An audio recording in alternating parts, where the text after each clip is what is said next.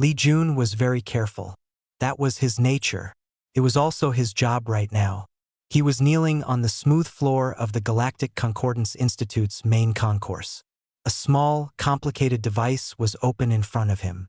Wires and tiny glowing crystals were spread on a cloth.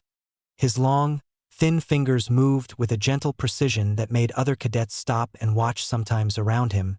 The concourse was a river of noise and movement. Tall, four-armed Jellans walked past, their skin shifting colors as they talked.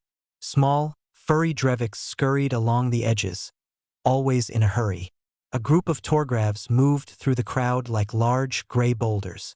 They were the heaviest species at the Institute. Their skin looked like rough stone. Their muscles were thick and powerful. Most other cadets gave them space. Jun was human, from Earth. He was 19 with dark hair and a thoughtful face. He didn't look like much next to the Torgravs. He was slim, built for endurance, not for raw strength. His talent was not in his muscles. It was in his mind and his hands. He was a xenolinguistics and adaptive engineering cadet. His job was to understand things and make them work together. Right now, he was trying to fix a multi-species translation node. It was a public device meant to help visitors. It was broken, spitting out nonsense words. Jun believed anything could be fixed if you understood its pieces, that he was so focused on a tangled blue wire that he forgot about the river of bodies behind him. He shifted back, just an inch to get a better look. His shoulder brushed against something hard and unyielding. It felt like touching a wall of warm granite. There was a deep, rumbling sound above him. "Watch your path, soft skin." Jun looked up quickly. His heart sank. It was a Torgrav. Not just any Torgrav. It was Kale. Kale was known. He was bigger than most of his kind. His eyes, small and dark like chips of flint, looked down at Jun with clear annoyance. In one of Kale's massive, three-fingered hands was a data slug. It was a beautiful thing, made of clear crystal with light moving inside it. It was a Torgrav learning tool, very valuable but also famously sturdy. Could survive a fall from a table. It was not fragile. "I am so sorry," Jun said immediately, his voice polite. He used the standard concordance apology phrase. "My attention was flawed. I did not mean to interrupt your journey." Kale didn't move. He looked from Jun to the data slug and back. The insult had been minor. The apology was swift and correct.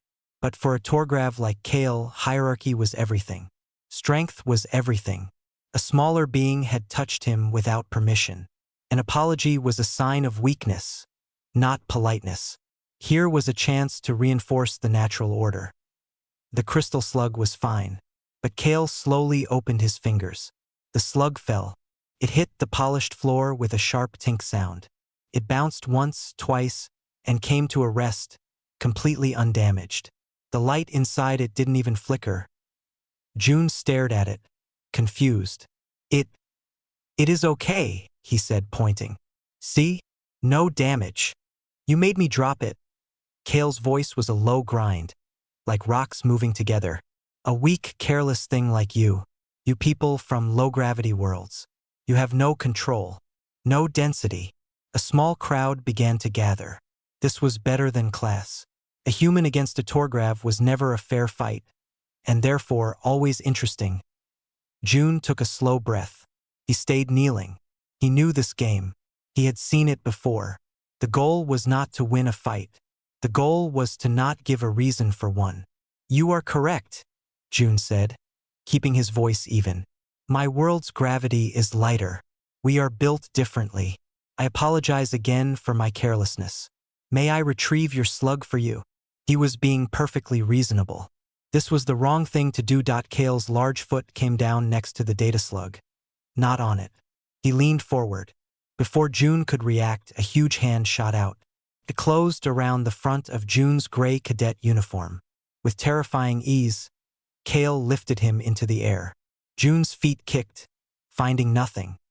He was slammed back against the smooth, cold wall of the concourse bulkhead. The air rushed out of his lungs with a painful whoosh. The crowd grew.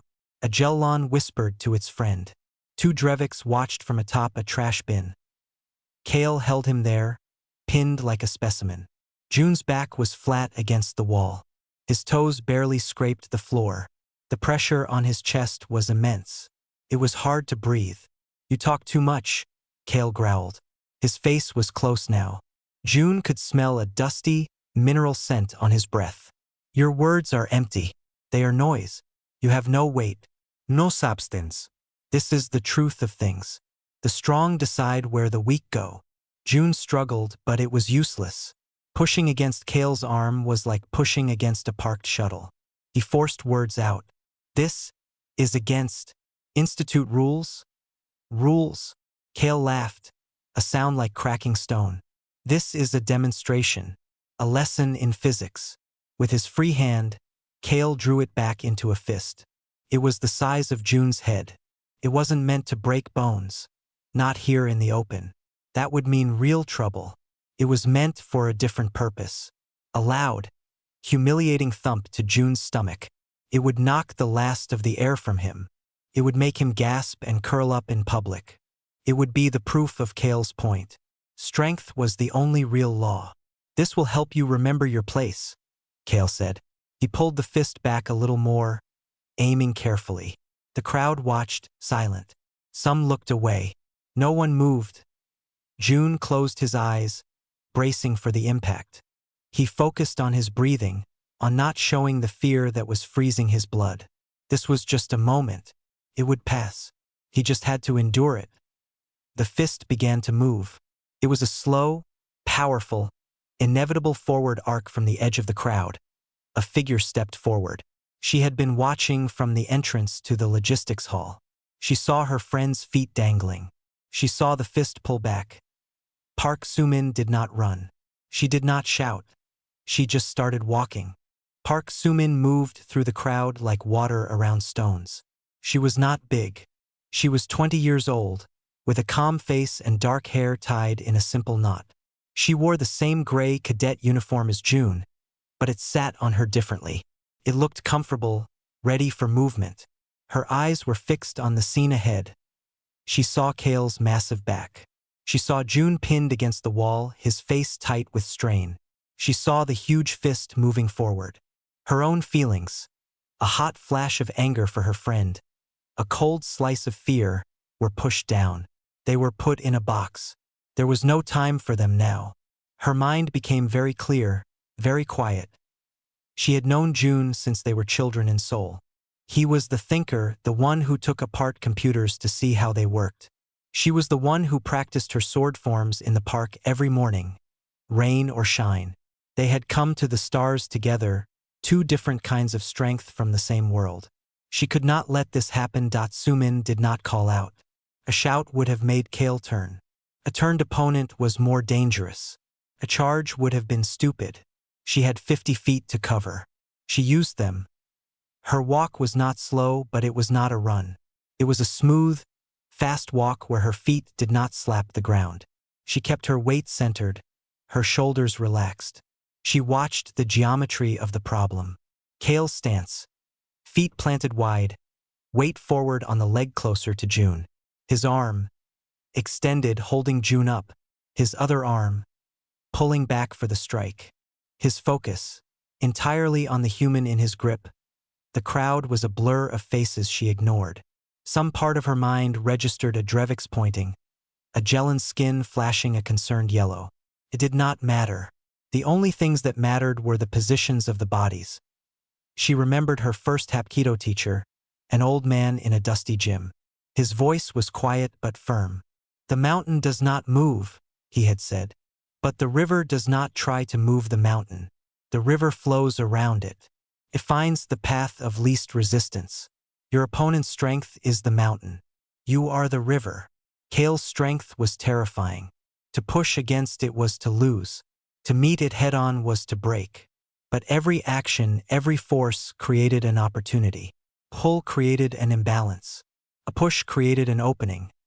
She was 10 feet away. Cale's fist was halfway through its punch. Time seemed to stretch. 0.5 feet. Soo-min did not aim for Cale. She did not try to grab his punching arm. That would have been a contest of strength she would lose. Instead, she stepped into the space beside him, inside the arc of the blow. Her left foot came down next to his right ankle.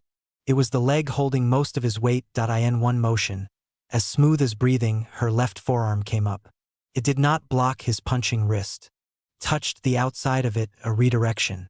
She pushed his wrist outward, guiding the massive fist away from June's body, adding just a little of her own energy to its existing path. At the exact same moment, her right foot hooked behind Kale's right ankle. It was not a kick. It was a gentle, precise sweep, like brushing a tripwire. The effect was not dramatic in the way a movie fight is dramatic. Kale did not flip through the air. He was a boulder, and boulders do not flip. But a boulder can be tipped. His own forward punch, suddenly redirected into empty space, pulled his upper body forward. His anchored foot, suddenly unanchored by Sumin's hook, had nothing to hold. The two actions together, the redirected force and the removed support, created a critical failure in his structure. Kale grunted, a sound of pure surprise. His huge body, committed to the punch, could not stop. He stumbled forward. His knuckles, meant for June's stomach, slammed into the hard plasteel wall with a sound like a hammer hitting a ship's hull. Crack. The web of fine fractures spread across the wall panel from the point of impact.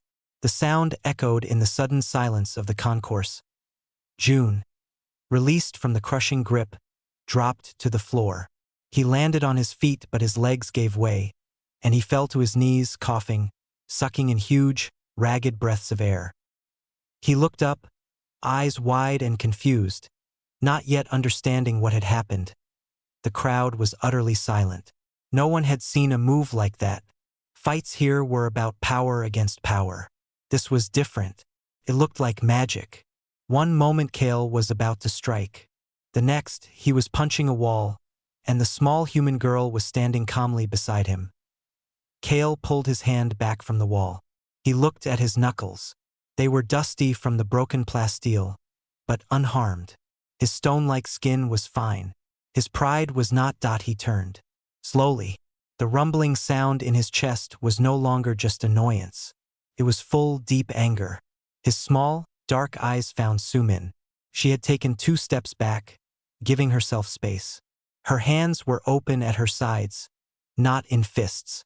Her stance was balanced, ready to move in any direction. "You," he growled. The word vibrated in the air. "You little insect. What did you do?" Sumin said nothing. She just watched him. Her eyes took in everything. The way he shifted his weight, the tension in his shoulders, the flush of dark color spreading under his gray skin. He was angry. Anger made you stupid. Anger made you predictable. "You helped the weak one cheat," Kale said, his voice getting louder. "You used a trick." "It was not a trick," Sumin said. Her voice was quiet but clear in the silent hall. "It was physics. You were off balance." This was the worst thing she could have said. It was the truth, and it made his loss seem like a simple mistake, not her skill. His anger exploded. With a roar that made the Dreviks cover their ears, Kale charged. It was a direct, straight-line rush of pure mass. He was like a living asteroid. He wanted to crush her against the very wall he had just cracked. The crowd gasped and scrambled back. Sumin did not scramble.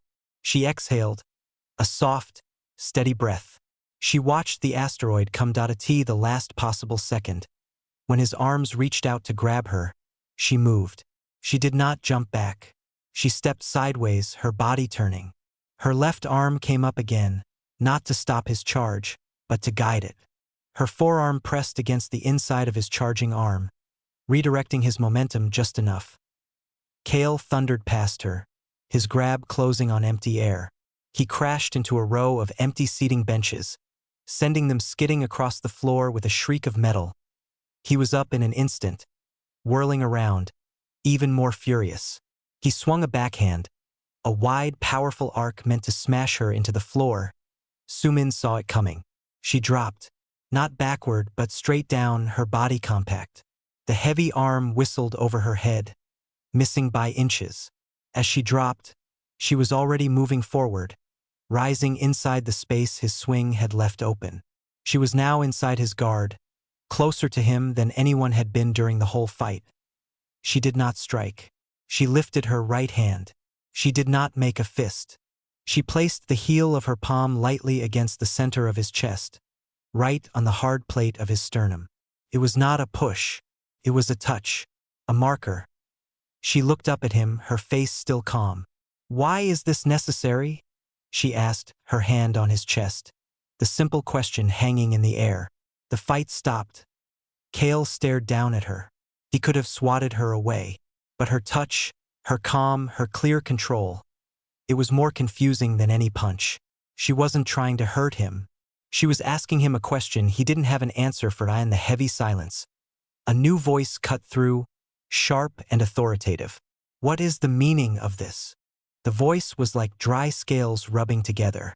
Came from the edge of the crowd. Instructor Vryn stood there, his reptilian eyes taking in the scene.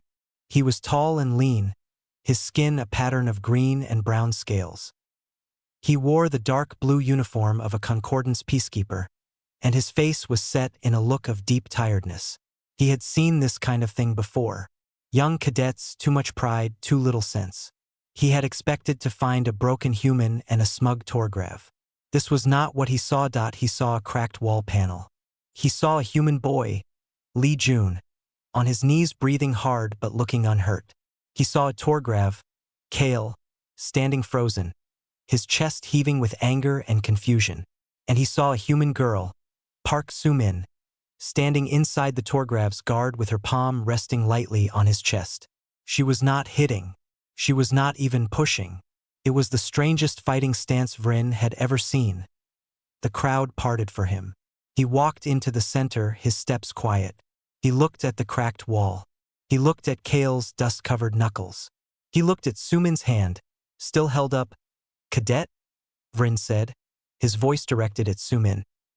"Explain your action. Now." Slowly, Soo-min lowered her hand. She took 2 steps back, creating a respectful distance from both Cale and the instructor. She stood straight, her hands now loose at her sides. "Instructor." Cadet Cale had pinned Cadet Jun to the wall. He was about to strike him in the stomach. I intervened to prevent the strike. Vryn's slit-pupil eyes shifted to Cale. "Is this true?" Cale finally found his voice, a rough grumble. "The soft skin was careless. He bumped into me. He has no respect. He needed a lesson." "A lesson in what?" Vryn asked. "Brute force? We are not on a Torgrav mining colony.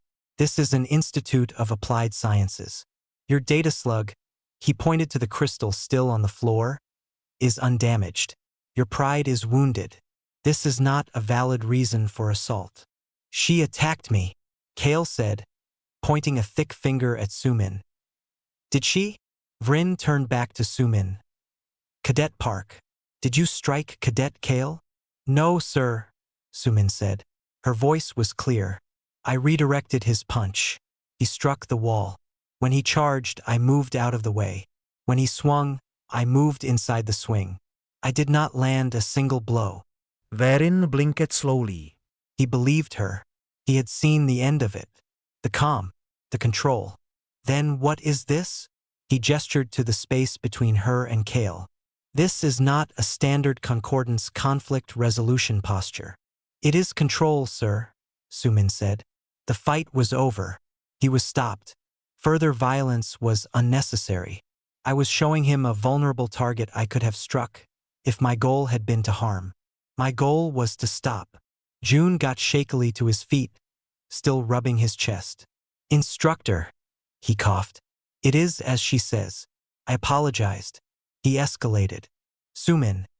She just stopped it. Vryn considered them. The human capacity for violence was well documented. But it was usually loud, explosive, emotional. This was different. This was cold. This was precise. It unsettled him more than a shouted threat would have.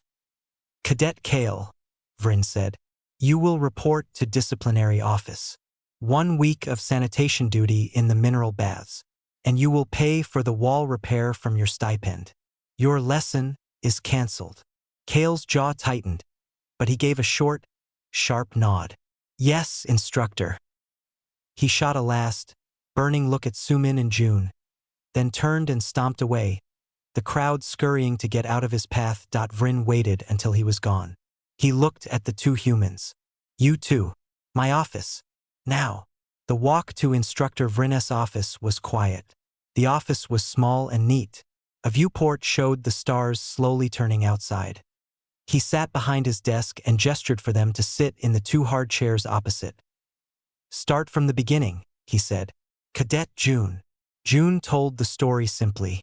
The translation node, the accidental bump, the dropped slug, the apology, the pinning, the drawn-back fist. He did not exaggerate. He did not sound sorry for himself. He just stated facts. Vrin listened, then turned to Sumin. And you, what you did, that was not instinct. That was training. Deep training. Explain. Sumin folded her hands in her lap. It is called Hapkido, sir, and Heidong Kumdo. They are movement arts.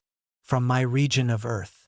Martial arts, Vrin translated, using the common concordance term. Not exactly, Sumin said, or not only. They are studies of energy. An opponent's energy. Your own energy. How to blend them. How to redirect. The goal is to end a conflict, not to win a fight. A fine distinction, Vrin said, his tone doubtful. It is the only distinction that matters on a ship, Sumin said, and something in her voice changed. It was still respectful but firmer. Instructor, with respect, my ancestors did not have stone skin. We did not have natural claws or great size. Our gravity is standard, but we are fragile. A single broken bone from a fall could mean death for a primitive human. So we had to learn. We had to turn weakness into a tool. She leaned forward slightly. If someone pushes you and you push back directly, the stronger person wins. But if you step aside and pull them as they push, their own strength makes them fall. You add very little. You just guide. On a starship, a full-strength punch can break a control panel. A missed charge can rupture a coolant line. My training is not about hitting harder. It is about applying the minimum necessary force to control the situation, to protect the ship, to protect the crew. Even, she paused, to protect the one causing the problem from making a mistake that gets everyone killed. Vrin was silent for a long time. He stared out at the stars. He had been a peacekeeper for 30 years. He had broken up bar fights on a dozen worlds. He had seen beings knock each other out. This was the first time anyone had ever talked about protecting their attacker. You placed your hand on his chest, Vrin said. It is a vital point. A strike there with proper force and angle can stop a heart. He knew it was a target. He felt the threat. But the threat was under control. By me. It showed him the fight was already over, and I had decided not to finish it. You sound like a philosopher, not a fighter. The best warriors are philosophers, sir, Sumin said quietly. Anyone can be violent. Control is harder. Vrin looked at June. And you? What is your thought in all this? June had been listening, his eyes on his friend with a mix of awe and understanding. He looked at Vrin. Sir, on Earth we have a saying. The nail that sticks up gets hammered down. It means do not draw attention. But I think Sumin's way is different. She is not the nail. She is the hammer. But she chooses when to swing, and how lightly. He swallowed. What Kale did was stupid. But if Sumin had broken his arm, that would also have been stupid. She found the option in between. The smart option. That is what humans are good at, sir. Finding the third option. Vrin leaned back in his chair. The tiredness was still there, but it was mixed with something new. Interest. The third option, he repeated. Very well. You are both dismissed. No punishment. Cadet Park, I will be reviewing your file. And I will be watching. They stood, bowed slightly, and left the office in the quiet hallway. June let out a long, shaking breath. Sumin, you cracked a plasteel wall.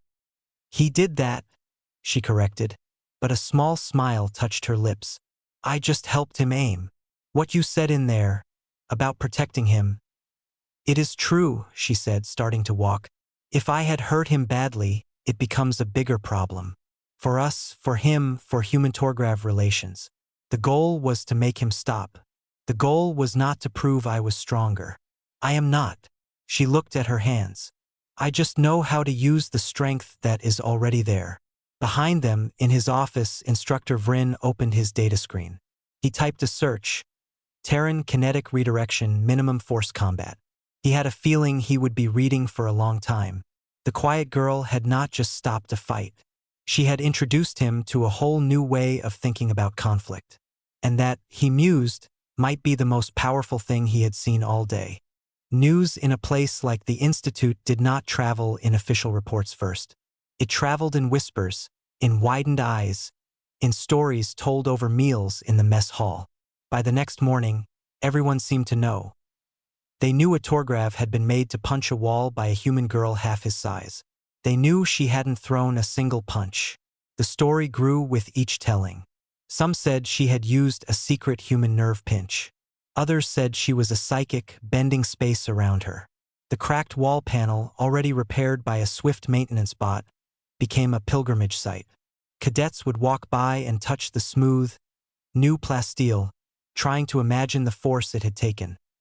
For Sumin, life became awkward. People stared. In the hallway, a group of small Drevix cadets stopped talking and just watched her pass, their big eyes full of wonder. During her engineering mathematics class, the lecturer, a thin, bird-like Vel, paused and asked if the principles of leverage in the lesson reminded her of anything practical. The class had snickered. Sumin had just nodded politely and said, "Yes, instructor. All force follows vector math." June noticed the change too. The looks he got were different. Less pity, more curiosity.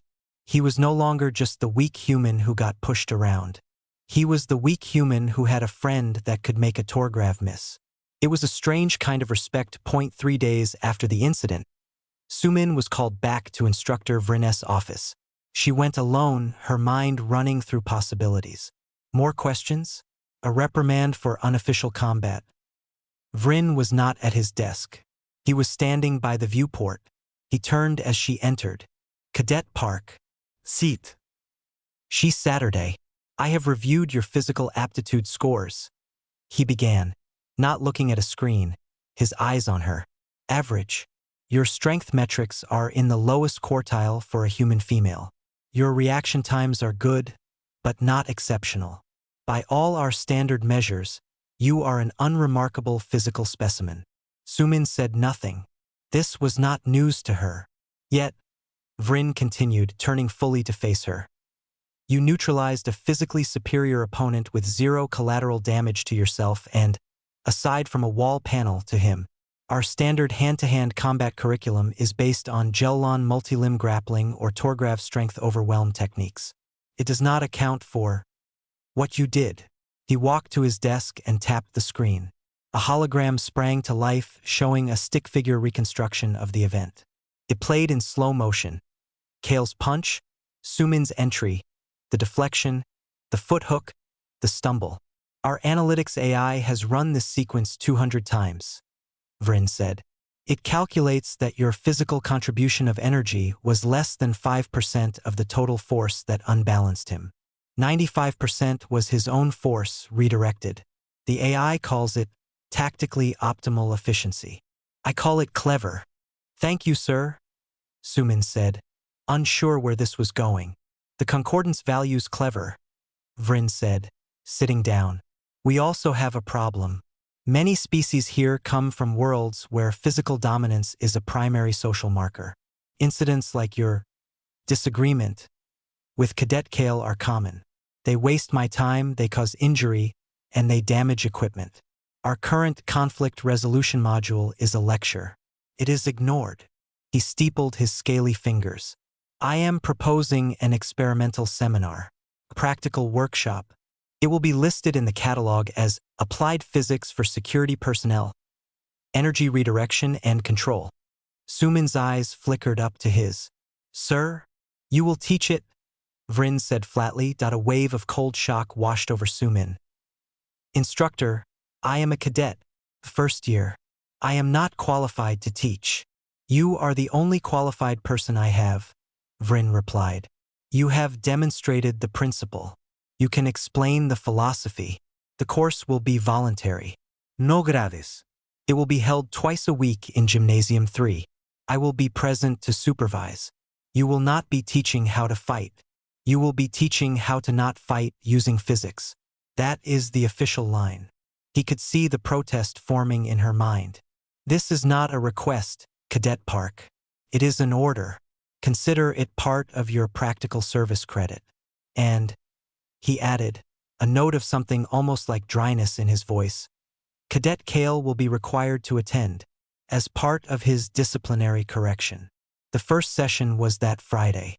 Sumin stood at the front of Gymnasium 3 in a simple gray training suit. She felt terribly exposed. Instructor Vrin stood in the corner, arms crossed, watching. The door opened. Cadets filed in. Not just a few, dozens. There were curious Jelens, their arms folded. There were clusters of the small, quick Dreviks. There were a few Vel, their necks craning. There were even 2 other humans from the engineering track, looking supportive but baffled. And in the back, looming like a dark storm cloud, was Kale. He leaned against the wall, his expression one of pure, simmering contempt that Sumin's mouth felt dry.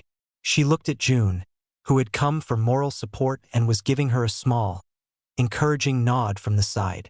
"Welcome," she said, her voice softer than she wanted. She cleared her throat. "Welcome. This is not a combat class. We will not be learning to strike or to injure." A snort came from the back. Kale. Sumin ignored it. "We will be learning about balance, and leverage, and kinetic energy. The first thing to understand is that you already have all the strength you need. Your opponent provides it." She walked to the center of the mats. Everything has a center of balance. Point where its weight is centered. For a person standing still, it is here. She placed a hand just below her own belly button. If your center is over your feet, you are stable. If it moves outside your feet, you fall. The goal is not to push your opponent over. The goal is to help them move their own center outside their base of support. She called up June. He came forward, looking nervous. A simple demonstration. "Cadet June will push me." June put his hands on her shoulders and pushed. Sumin resisted for a second, leaning back, her feet planted. "This is direct opposition. He is stronger than me in a direct push. I will lose." She stopped resisting and was pushed back a step. "Now," she said, resetting. "Push again." As June pushed, Sumin did not push back. She turned her body sideways, one foot stepping back and around. She guided his pushing arms past her, while her other foot gently blocked his ankle. June stumbled forward, catching himself. He had used his own force to move himself. A murmur went through the class. "Your turn," Sumin said to the room. "Pair up. Do not push hard. Just feel the difference between meeting force and redirecting it." The class broke into pairs. The noise level rose. The Dreviks were naturals already used to using agility over strength. The Jelens struggled, their multiple arms getting tangled. The Vel were hesitant, their bodies not built for contact. Sumin walked among them, giving small corrections. "Don't pull, just guide. Step with the force, not against it. Your foot is just a reminder for their body to trip, not a weapon." She reached the back. Kale was alone. No one had paired with him. He stared at her, a challenge in his eyes. "Cadet Kale," she said, "you need a partner." "I do not need to play these soft games," he rumbled. "It is not a game," Sumin said, keeping her voice level. "It is a lesson. You are required to participate. I will be your partner." The other cadets nearby stopped their exercises to watch. Instructor Vrin, in the corner, went very still. Kale pushed himself off the wall. A mean smile touched his stone-like lips. "Fine. You want to demonstrate? Demonstrate on me." He stomped to the center of the mat. He took a heavy stance, his feet wide. "Push me. Show me how you move a mountain." Sumin knew what this was. He was a wall. He would not be moved by any trick. If she failed, the whole class, the whole idea would be a joke. She did not try to push him. She walked closer. "The principle works the same," she said, mostly for the class to hear. Find the center. Affect the balance. She placed a hand lightly on his chest, as she had in the concourse. He didn't flinch. She pushed. It was like pushing a building. He didn't move a millimeter. He laughed. A low, grating sound. Sumin stepped back. She did not look defeated. She looked thoughtful. You are braced for a forward push. Your center is low and stable. Very good. Then, without warning, she stepped quickly to his side, not in front of him. Her hand went not to his chest, but to the side of his arm. She did not push him. She pushed his arm, guiding it across his body, turning his shoulders. At the same time, her foot tapped the back of his far ankle. It was not a hard push. It was a suggestion. But because he was braced so firmly against a forward force, the sideways suggestion was unexpected. His own solid stance worked against him. His center, for just an instant, shifted. Kale took a single, staggering step sideways to catch himself. He did not fall, but he had moved. He had been moved. The gym was dead silent. Kale stared at the spot where he had been standing, then at Sumin. His face was unreadable. The contempt was gone, replaced by something more complicated. Confusion, and the first, faint shadow of understanding. Sumin turned to the watching cadets. Her heart was pounding, but her voice was steady. It is not about your strength. It is about understanding his. Class dismissed. As the others filed out, whispering excitedly, Kale remained for a moment, looking at the mats. Then he left without a word. Instructor Vrin walked over to Sumin, who was taking a slow drink of water. You took a risk, he said. He was a perfect teaching example, she replied. He showed that even the most solid thing has a direction it is not prepared for. Vrin gave a slow, approving blink. Indeed, next week, I expect the class will be even bigger. He was right. The following week, Gymnasium 3 was full. Word had spread about the sideways step that moved a Torgrav. Cadets from Species Sumin had never spoken to her there, crowding the mats. Instructor Vrin had to bring in more assistant instructors to help manage the numbers. Kale was there again. He no longer leaned against the wall with contempt. He stood at the edge of the group, his arms crossed, watching. He did not scowl. He just observed. Like an engineer studying a strange machine. Sumin began where she left off. Last time we saw that force has direction. If you know the direction, you can add to it or take it away. She had June help her again, demonstrating pushes and pulls, turns and leans. The class practiced in pairs, a low hum of concentration filling the space. After the basic drills, a Gelon cadet raised one of its 4 hands. Its voice was a soft chime. Instructor Cadet, this is useful for a push. But what about a strike? A real attack, like a punch? A murmur of agreement. This was what they all wondered. Gentle pushes were one thing. A full-speed punch was another. Sumin nodded. The principle is the same, but the timing is harder, and the risk is greater. So we will not practice on each other at speed. We will use the training drones. She called up a small, floating sphere from the equipment locker. It was a standard reactive drone used for target practice. It could deliver a light, stinging touch to simulate a strike. Sumin, be careful, June whispered as she programmed it. She gave him a small, tight smile. The drone buzzed to the center of the mat. Sumin faced it. Set to single strike, low speed, trajectory to my center mass. The drone's front sensor glowed yellow. It shot forward in a straight line, a mechanical fist. The first time, Sumin tried to deflect it as she had with Kale. She was a fraction of a second too slow. The drone's padded arm tapped her squarely on the chest. A soft thump. It didn't hurt, but it was a clear hit. Some in the class sighed, disappointed. The magic seemed to fail. Sumin reset her stance. Again, she said, her voice calm. The drone shot forward. This time, she did not wait for it to get close. She moved into the strike just as she had with Kale, but earlier. Her left arm swept in a circular motion, not blocking, but catching the drone's arm and guiding it in a circle around her body. The drone's own momentum carried it past her, buzzing in confusion before resetting. That is the theory, she said, breathing a little harder. But it requires perfect distance, perfect timing. In a real situation against a skilled opponent, it is very difficult. She was being honest. She wasn't selling them a fantasy. So what is the safer option? She looked at Kale. Cadet Kale, you have experience with punches. What is the strongest part of a punch? Kale seemed surprised to be called on. He thought for a moment. The middle, he grunted. The end of the motion. The fist has the most speed then. Correct, Sumin said. And the weakest point? He frowned. The start. The arm is not yet at full speed. Also correct, she said. So if you cannot safely redirect the strong part, you interrupt the weak part. She turned back to the drone. Set to a slower, telegraphed strike. The drone pulled its arm back, then moved forward more slowly. Watch the shoulder, not the fist, Sumin instructed the class. As the drone's shoulder moved, she stepped forward, not back. Her hand came up and pressed against the drone's shoulder joint before the punch could build power. She didn't push the drone. She just stopped the motion at its source.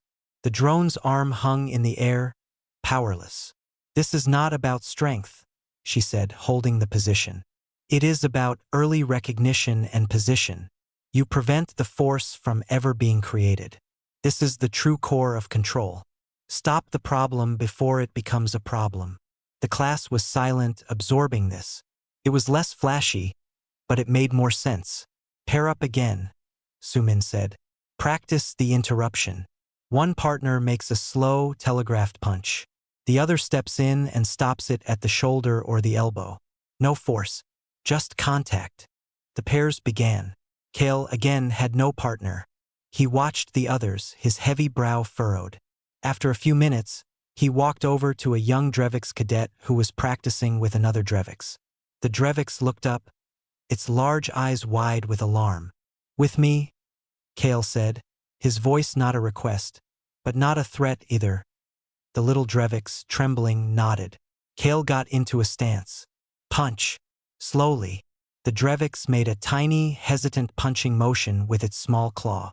Kale's own hand, massive by comparison, came up and very gently enveloped the Drevix's entire arm, stopping it completely. He wasn't rough. He was just there. Like that? He asked, looking over at Sumin. She walked over. Yes, but you are using your size to envelop. The goal is to use the minimum. Try with just 2 fingers on its elbow. Kale looked skeptical but tried. He placed 2 thick fingers on the Drevix's elbow joint as it made another slow punch. The tiny arm stopped. The Drevix looked amazed. Kale looked at his own 2 fingers, then at the stopped arm, as if he had discovered a new law of physics. It works, he muttered, more to himself than anyone. It is simple mechanics, Sumin said. A lever needs a fulcrum.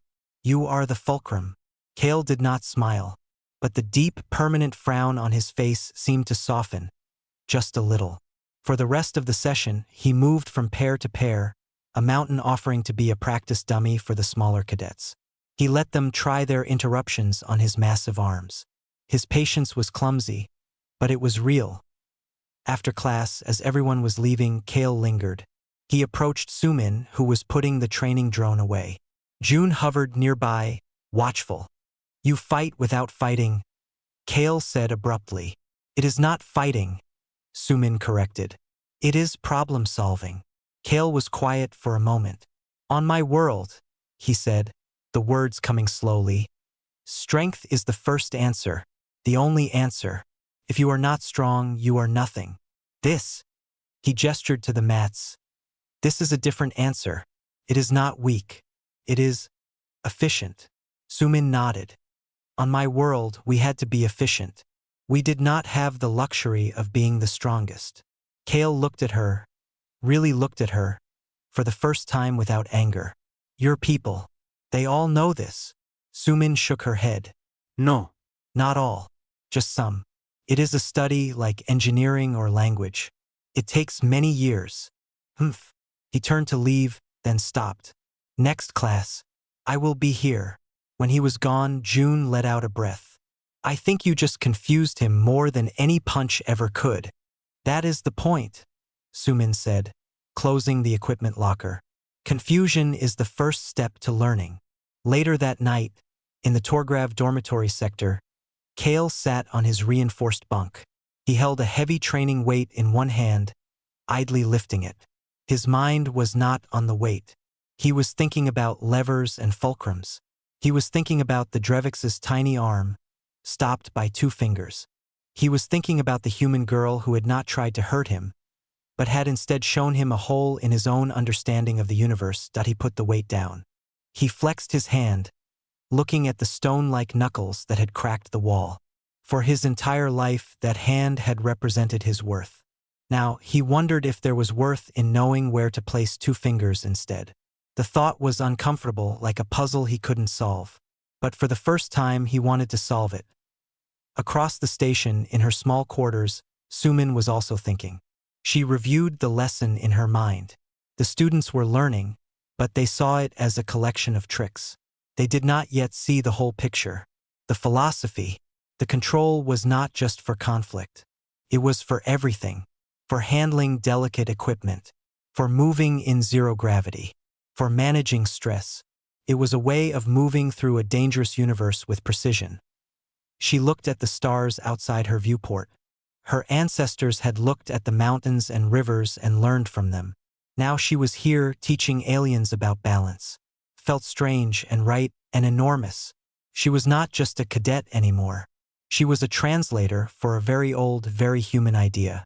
And the class was just beginning to listen. A month passed.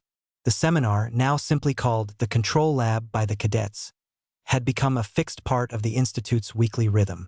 The crowd in Gymnasium 3 had settled to a dedicated core of about 30 beings from a dozen species. They were the curious ones, the ones who saw value in a different answer. Sumin no longer felt like a fraud at the front of the room. She felt like a guide. Her lessons had moved beyond simple pushes and interruptions. They explored footwork for different body types, how a Drevix could use its low center of gravity, how a Gellon could use its multiple limbs for stability rather than just grabs. They practiced falls, learning to roll with impact to protect fragile bones.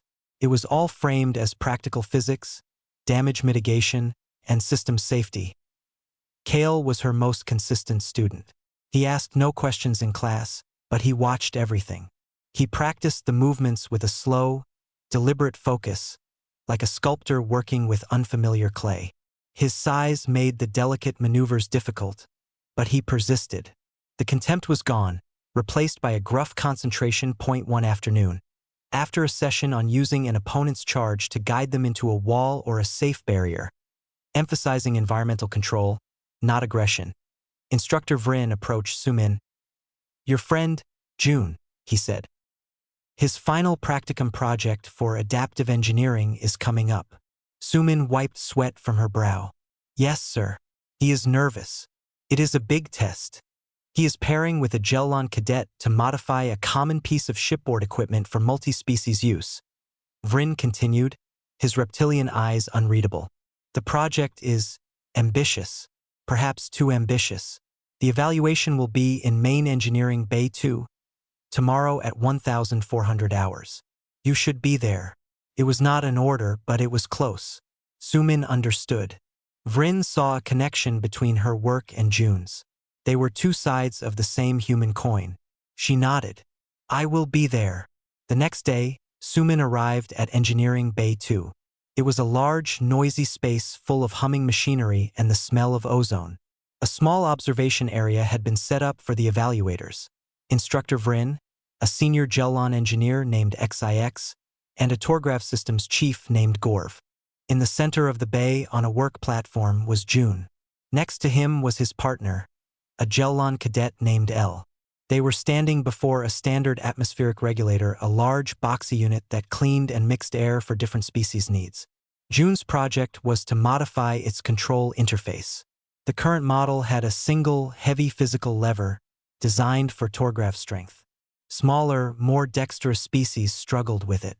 June and Elle were trying to install a dual system, a pressure-sensitive touch panel for fine control, while keeping the original lever as a backup, June looked pale.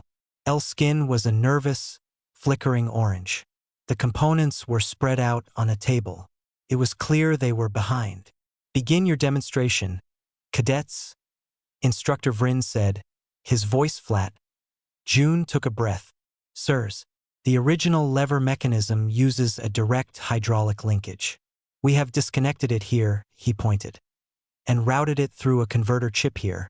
This allows the new touch panel," he held up a smooth slate, "to send electronic signals that mimic the hydraulic pressure, moving the internal valves with precision. The original lever still works in parallel, providing manual override." It was a clever solution, elegant even. "Proceed with functional test," said the Gellon evaluator XIX, its chime voice skeptical. This was the moment. June nodded to Elle. The Gellon cadet carefully connected the final power coupling to their new converter chip. There was a sharp pop, a flash of blue light, and the smell of burning circuitry. The main housing of the regulator let out a groan. A warning alarm began to blare from the unit itself. A harsh, red light flashing. June froze, eyes wide with horror. Elle's skin turned a sickly gray. "Atmospheric regulator, primary control systems, failure," a calm synthetic voice announced over the bay's intercom. "Secondary backup, engaged, pressure stable, manual control only." They had broken it. Worse, they had triggered a full fail-safe lockdown. The regulator was now a dumb box, operating on its last safe settings. Their modification was a smoking, fused ruin. The Torgrav evaluator, Gorv, let out a disgusted snort. "Overcomplicated nonsense. The lever was fine. You tried to fix what was not broken with fragile toys, and you broke the machine. A waste of time and parts." June's shoulders slumped. Elle let out a low, chiming whine of despair. Instructor Vryn's face was impassive, but Sumin saw a flicker of disappointment in his eyes. "The project is a failure. You will submit a fault analysis report by, sir?" Sumin's voice cut through the alarm, which then abruptly silenced, leaving a heavy quiet. She had stepped down from the observation area onto the main floor. All eyes turned to her. "This is not your evaluation, Cadet Park," Gorv rumbled. "With respect," Sumin said, her eyes on June's shattered face. "The test is of adaptive engineering, of problem solving. The problem has just changed. May I observe?" Vryn considered for a moment, then gave a slow nod. "You may observe. The clock is still running." Sumin walked to the work table. She did not look at the evaluators. She looked at June and Elle. "Talk me through it. From the start." June, his voice shaking, pointed. "The chip, it was rated for the power load. It should have handled it. But when Elle connected it, there was a feedback surge from the hydraulic sensor line. We must have miswired the isolation buffer."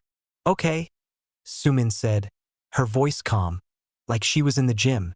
"The system has failed safe. It is locked. What is the immediate goal?" To get manual control back." Elle chimed in, unsure. "Manual control of what?" Sumin asked. "The internal mixing valves," June said, his engineer's mind engaging despite the panic. "They're stuck in the last safe position. But if we need to adjust them for a different species mix, we can't. The whole unit might as well be off." "Can you access the valves directly?" Sumin asked. June blinked. He looked at the sealed metal housing of the regulator. "There's an external manual override, a hex port, but it's designed for a Torgrav torque wrench. We don't have one here, and even if we did, the force needed, it's too high for us." Gorv, the Torgrav evaluator, smirked. It was a problem perfectly designed for his kind's strength. A not-so-subtle lesson. Sumin turned and looked directly at Gorv, then at Instructor Vryn. "Cadet Kale is assigned to sanitation detail in the adjacent bay this period. May I request his temporary assistance? He represents a available tool." Vryn's eyebrows rose. He saw it. The third option. He tapped his wrist. "Cadet Kale. Report to Engineering Bay 2 immediately."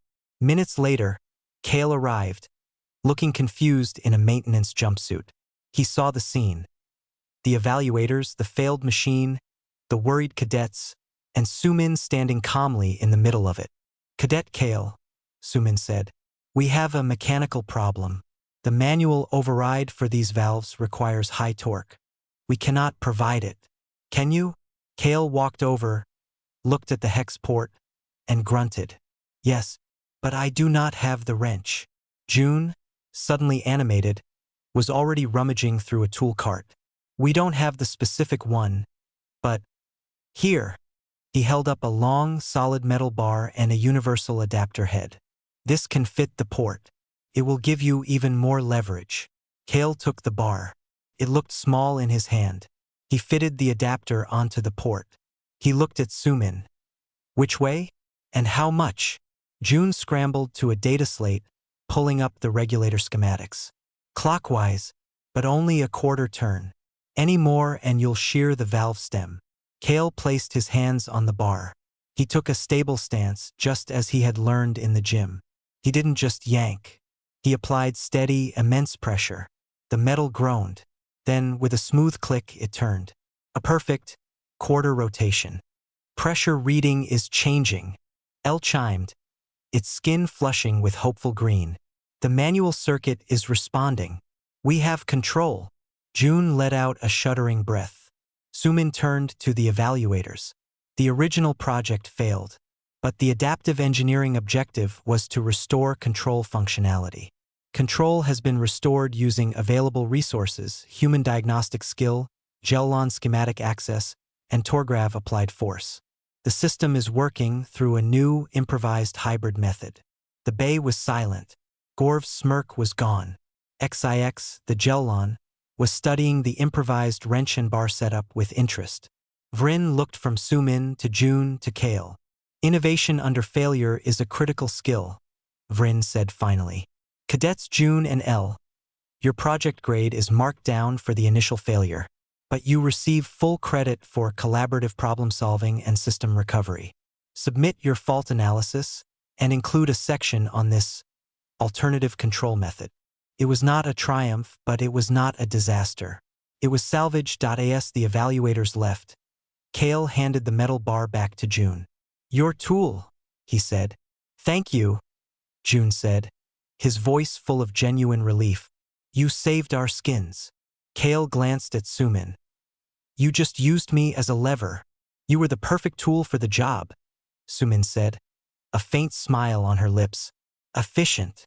Kale stared at her for a long moment, then gave a single, slow nod. He understood now. It wasn't about being weak or strong.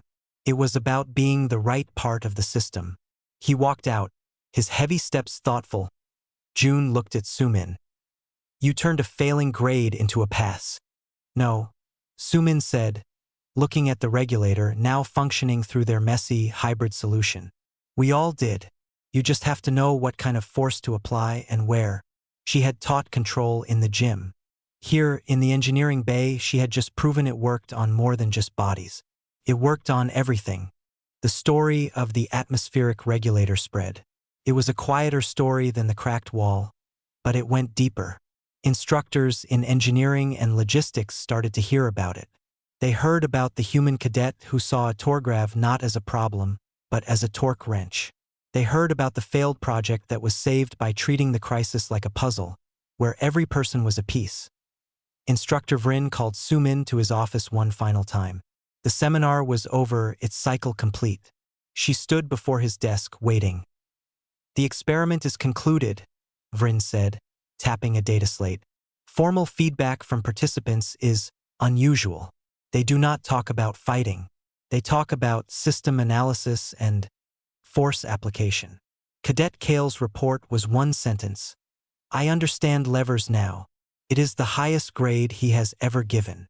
Sumin allowed herself a small smile. "That is good, sir." "It is better than good," Vryn said, putting the slate down. "It is proof of concept. The Concordance has endless protocols for conflict. They are all about containment and punishment.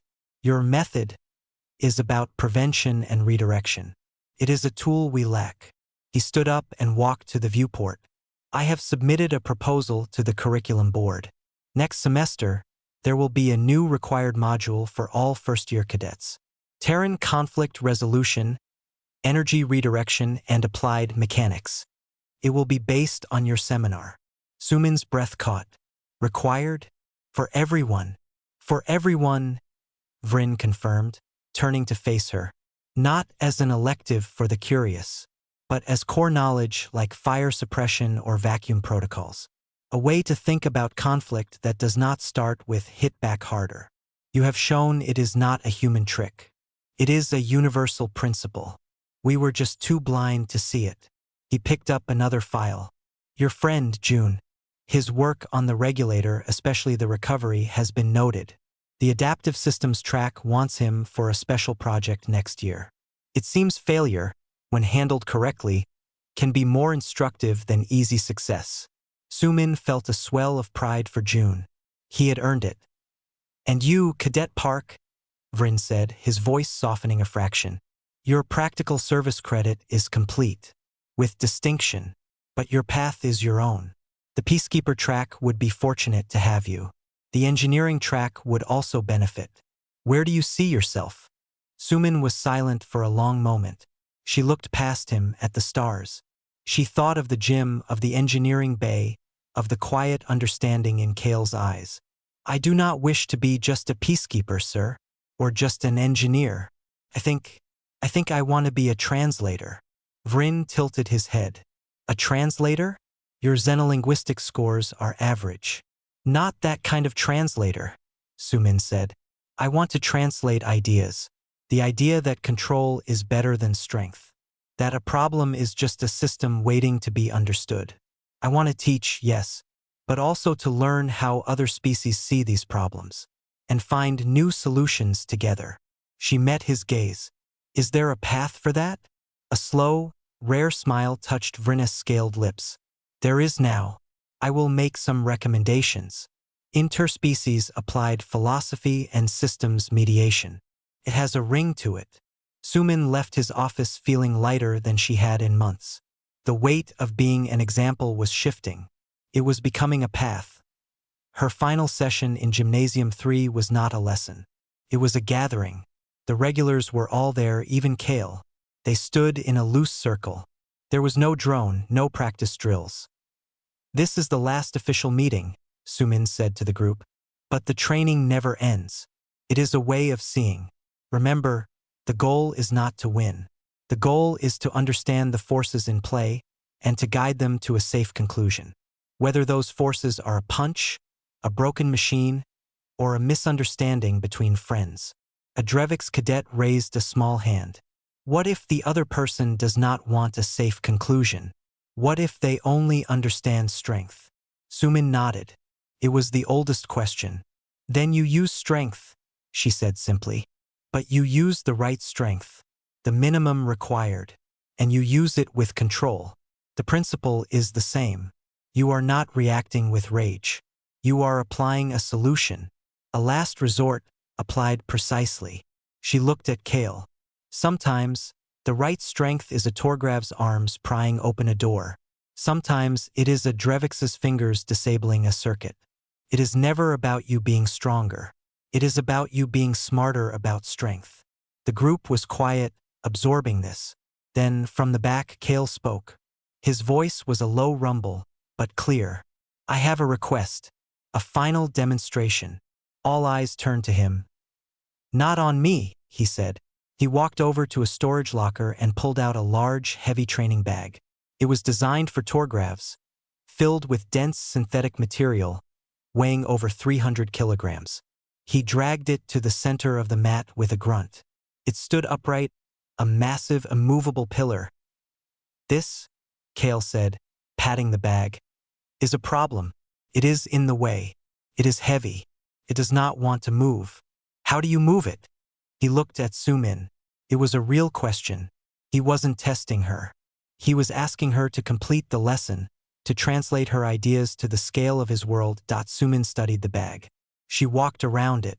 She pushed it. It wobbled slightly on its base, but its weight was immense. She could not hope to knock it over. She stopped. She looked at the group. You do not move it alone. She pointed to a Gelon cadet. You, for arms. You can pull from this side with steady pressure. She pointed to 2 Dreviks. You too. Low center. Push from the base here, where it is already unstable. She looked at Kale. You, the anchor. Brace against it on this side, not to push, but to give the rest of us something to push against. She placed her own hands on the bag's side. We will not all push at once. We will push in sequence. A wave of force. Jelon, pull now. Dreviks, push the base as it leans. Now. Kale, hold as it comes to you now. It was not a dramatic toppling. It was a slow, deliberate, collaborative tipping. The massive bag leaned, teetered, and then fell with a deep thud onto the mats, exactly where Kale had directed it. The gym was silent. It had been a simple thing, obvious almost, but they had done it together using their different strengths in a planned sequence.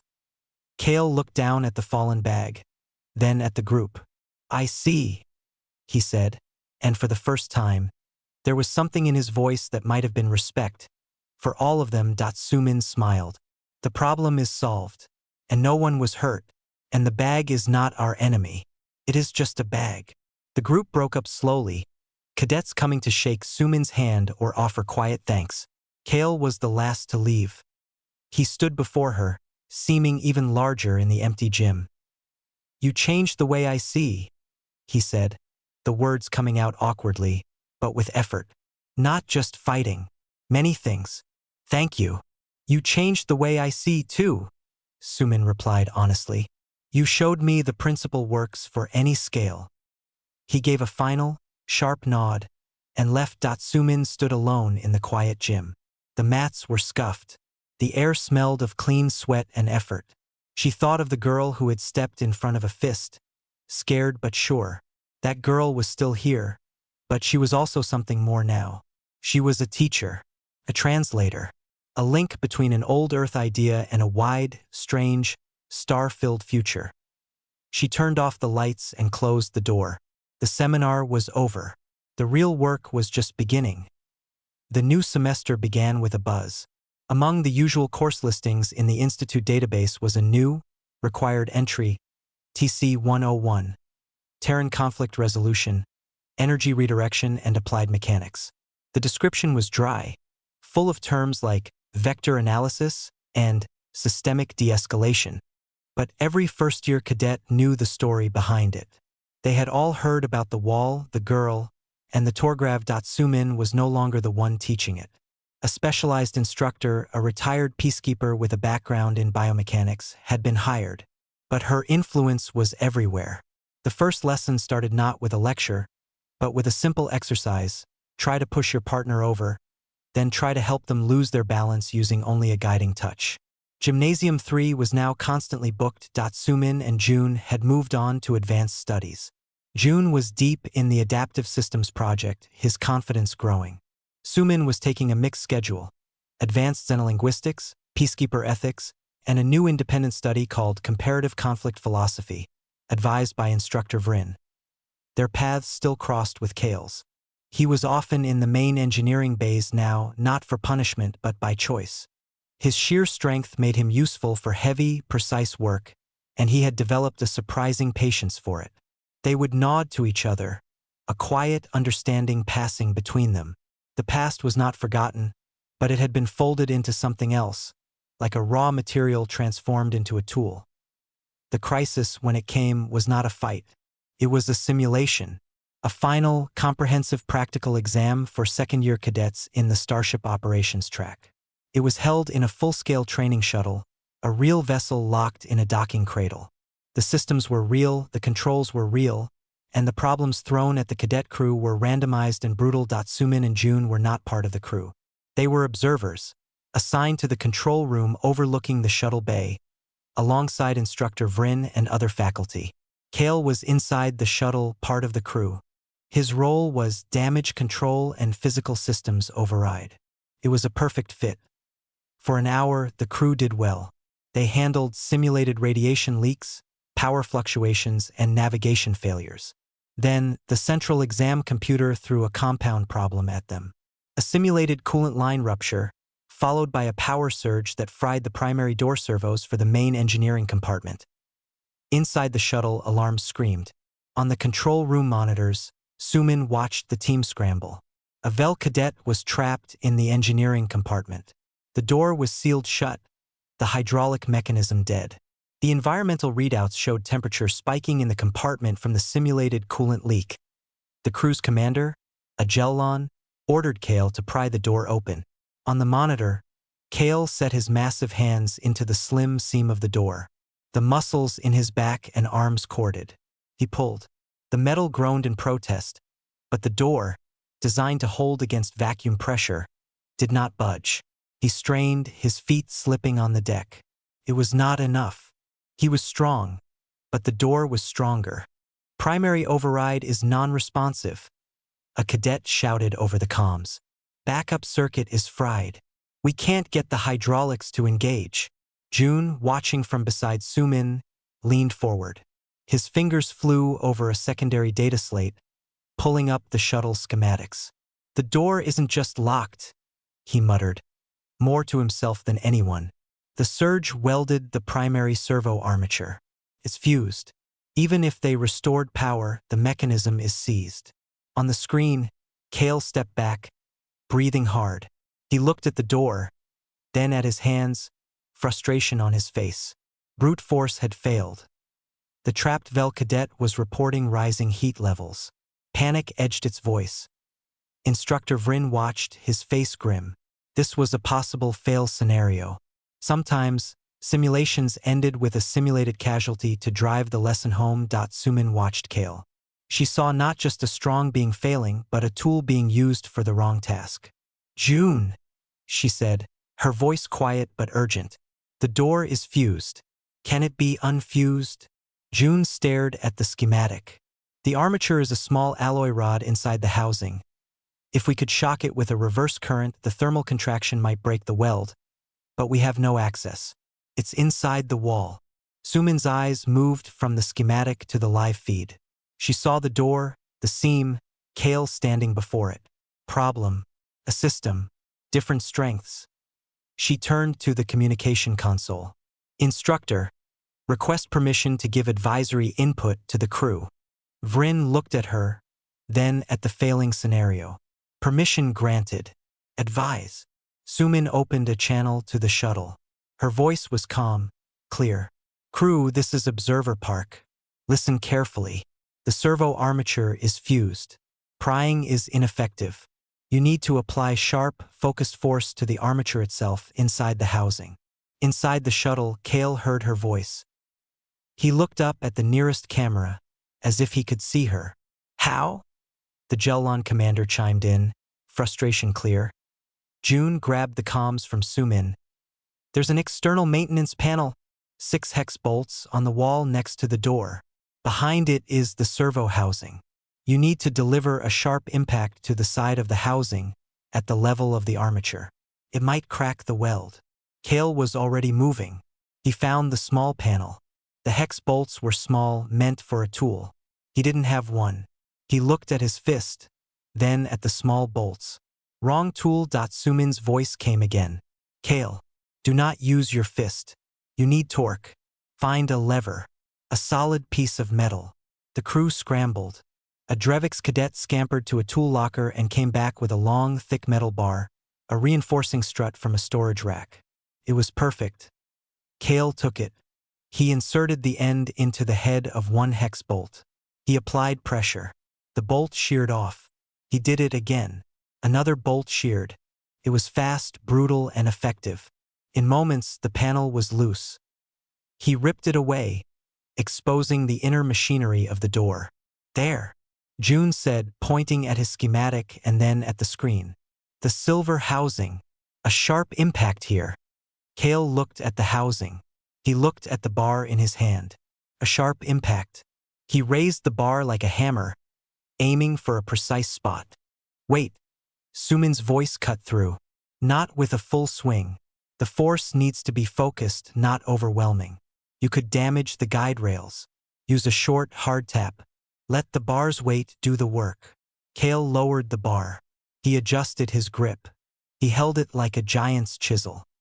He took a breath, focused, and then drove the end of the bar into the side of the housing with a short, powerful crunch. Inside the compartment, the Vel cadet yelled. The door! It just jerked. On the control room readouts, the servo telemetry flickered. Armature movement detected. June announced. Now try the manual override. Sumin instructed. Kale dropped the bar. He went back to the door seam. He didn't just pull. He set his hands and lifted, engaging the massive muscles in his legs and back. The door, its internal weld now cracked, gave a different groan. This time it was the sound of metal sliding. With a hiss of equalizing pressure, the door slid open a foot. The Vel cadet scrambled out, coughing but safe. The crew cheered. In the control room, it was silent for a moment. Then, a soft beep signaled the end of the simulation. Scenario complete. All crew viable. Primary and secondary objectives failed. Tertiary objective, crew survival, achieved. It was a low pass, but it was a pass. Instructor Vrin let out a long breath. He looked at Sumin, then at June. You too. You didn't just give them an answer. You gave them a new way to see the problem. On the screen, Kale was looking at his hands, then at the tool he had used, then at the open door. He turned and looked directly at the camera in the shuttle ceiling. He gave a single, slow nod. Later, outside the simulation deck, Kale found them. He was still in his sweaty simulator suit. He looked at June. Your mind found the weak point. He looked at Sumin. Your voice showed me how to hit it. He held up his hands, the tools that had failed, then succeeded. It was not one strength. It was three, working together. Sumin smiled. That is how it is supposed to be. The story of the exam didn't become a wild legend. It became a case study. It was entered into the official lesson plan for TC-101 under the title Scenario 8, Systemic Failure and Collaborative Force Application. There was no grand celebration, but something had settled. The human cadets were no longer seen as just clever or just fragile. They were seen as synthesizers. They looked at a wall, a machine, a locked door, and they did not just see a barrier. They saw a collection of forces waiting to be understood, and redirected. As they walked back to the dormitories, June shook his head. I can't believe we passed. We didn't just pass, Sumin said, looking at the stars through the vast viewport of the concourse. The same concourse where it had all begun. We changed the test. Above them, on a new wall panel that had replaced the cracked one, a small, discreet plaque had been placed. It read, in recognition of a lesson learned, that the greatest force is not the one you apply, but the one you understand.